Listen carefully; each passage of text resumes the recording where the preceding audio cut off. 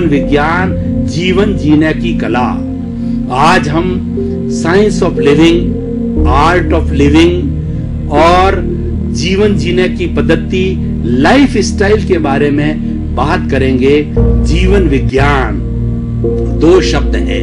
जीवन का अर्थ होता है हम कैसे जिए, विज्ञान का मतलब एक ऐसा सिस्टम, एक ऐसा पद्धति, एक ऐसी सुव्यवस्थित प्रणाली जिसके बारे में हम 24 घंटे अपने जीवन को एडजस्ट करें, उसी के अनुरूप चलें। तो जीवन विज्ञान एक ऐसा सूत्र है जिसके द्वारा हम लाइफ स्टाइल को अच्छा बना सकते हैं। कहा भी गया है, जयंग चरे जयंग चिट्ठे जयंग मासे जयंग चरे भुजंतो भासंतो पाव कम्मंग बंदई।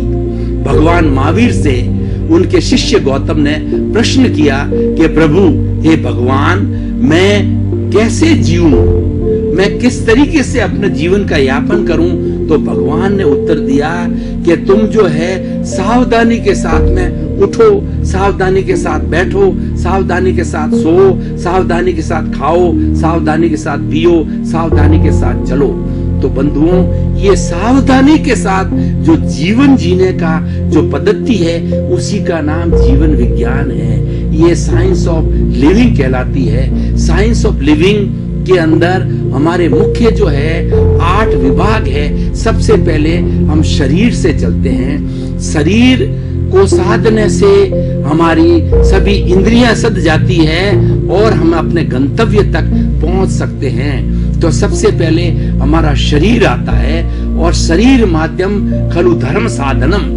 शरीर जो है वह ऐसा माध्यम है जिससे हम धर्म की साधना कर सकते हैं, जिससे हम व्यवहार की साधना कर सकते हैं, जिससे हम सेवा की साधना कर सकते हैं। एक अच्छा इंजीनियर बनने के लिए, एक अच्छा डॉक्टर बनने के लिए, एक अच्छा नेता बनने के लिए सबसे पहले शरीर को साधना अति आवश्यक है।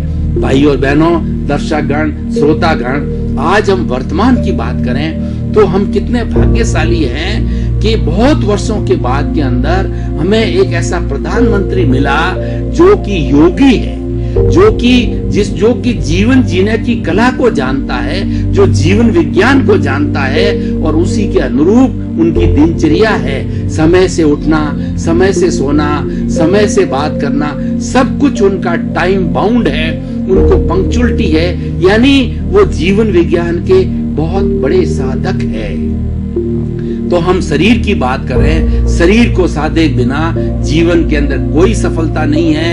एक कोई पेशेंट व्यक्ति है तो वो क्या तो खुद का कार्य करेगा और क्या समाज की सेवा करेगा, वो क्या समाज को कंट्रीब्यूट करेगा।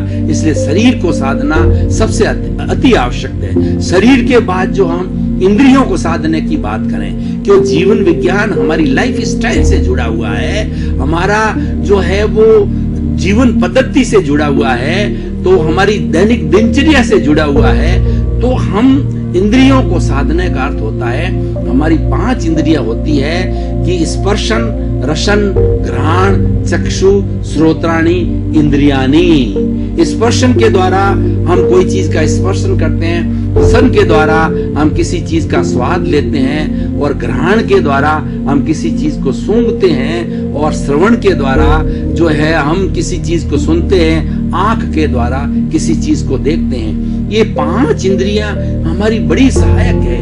हमारा जो बाहर का जगत है उसको जानने के लिए इन 5 इंद्रियों का सहारा लिया जाता है। जीवन विज्ञान के अंदर इस 5 इंद्रियों को समायोजित करना, इन 5 इंद्रियों का सदुपयोग करना, इस 5 इंद्रियों से अच्छी अच्छी बात इस लोक में जो समाहित है। 24 घंटे हमारी दिनचर्या जो लाइफ स्टाइल है, हम प्रतिदिन जो है इन 5 इंद्रियों से क्या क्या बढ़िया से बढ़िया चीजों को प्राप्त करें, उसके लिए ज्ञान करवाया जाता है। उसके लिए जीवन विज्ञान है। जीवन विज्ञान ये कहता है कि हमेशा सीधे बैठो। जीवन विज्ञान का प्रथम फॉर्मूला है कि जो व्यक्ति एंटीना की तरह अपनी रीढ़ की हड्डी को सीधा रखता है, सीधा बैठता है और सीधा सोता है, बिना बैंड होकर के सोता है, वो 100 वर्ष तक जीता है बंधुओं। और जो श्वास को जो है लंबा लेता है और लंबा खींचता है, और श्वास लेते समय में पेट फूलना चाहिए, श्वास को निकालने के समय में पेट सिकुड़ना चाहिए। इस श्वास की प्रक्रिया के द्वारा जो अपने जीवन की दिनचर्या को चलाता है वो अच्छा जीवन विज्ञान का जानने वाला है, वो लाइफ स्टाइल को जानने वाला है, और वह आर्ट ऑफ लिविंग को जानता है, वो साइंस ऑफ लिविंग को जानता है। तो 5 इंद्रियों के अंदर देखिए, हर एक इस दुनिया के अंदर अच्छाई बुराई दोनों साथ साथ रहती है। आंख दृश्य देखता है, उसमें अच्छाई भी हो सकती है, बुराई भी होती है, लेकिन आंख का काम मात्र देखना होता है। जो अच्छाई बुराई है वो उसके साथ हमारे भीतर जो राग द्वेष के भाव हैं वो उसको अच्छा और बुरा बनाते हैं। इस सृष्टि में ईश्वर ने जितने भी एक रेत के कण से लगा करके बड़े से बड़ा जो हिमालय पर्वत जो हमारी सृष्टि ने, हमारी इस मां ने, जो सृष्टि मां ने कहिए या प्रकृति मां ने कहिए, नेचर मां ने कहिए, बनाए हैं, कोई अनुपयोगी चीज नहीं है।